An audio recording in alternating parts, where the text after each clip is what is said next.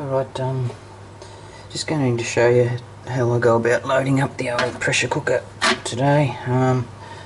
Like I said before, these polypropylene containers have a fairly thin wall on them, so when you pressure cook them you can't have the lid sealed onto them, and you can't stack them directly on top of each other. What happens, they heat up obviously, and the weight squashes them a little, and they will deform. So what I do is put layers and then put a spacer in between. So I'll just load this bottom layer up and then I'll show you how I go about putting the levels in so they don't have to directly sit on top of each other. Alright, what I've done here is just using a piece of stainless steel pipe, put spacers in. So what this will do, it will just keep the mesh that I've got here off the top of the other containers by a few millimetres. So there we go, there's the first level done, and I'll do pretty much the same for this next level, just stacking a few on there.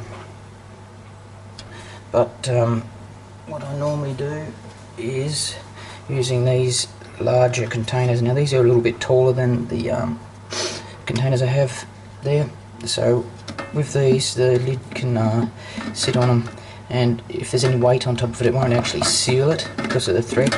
So this allows me to put another second layer instead of using these spacers again. So I'll just use 2 of these containers like this, then fill the space with the smaller containers, and then put another level on it, and I'll keep going with that. Alright, here we go. We've finished stacking the second level.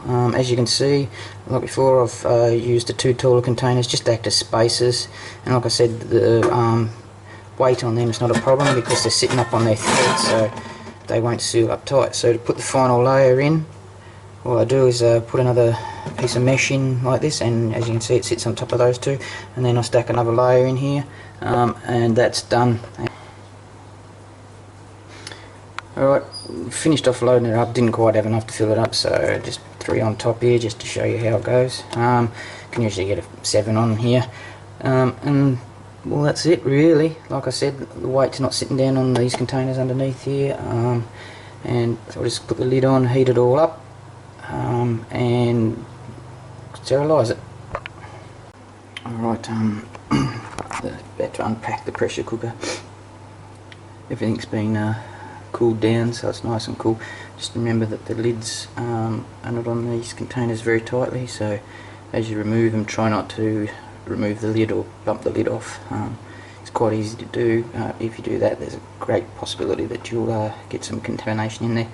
So as you remove each one, just be careful not to bump the lid off. Usually keep a finger on it like this, and then these containers are a little bit tight to get the lids down, but especially one-handed, and that's it.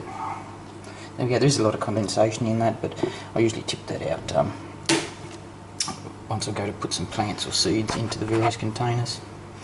And as you can see,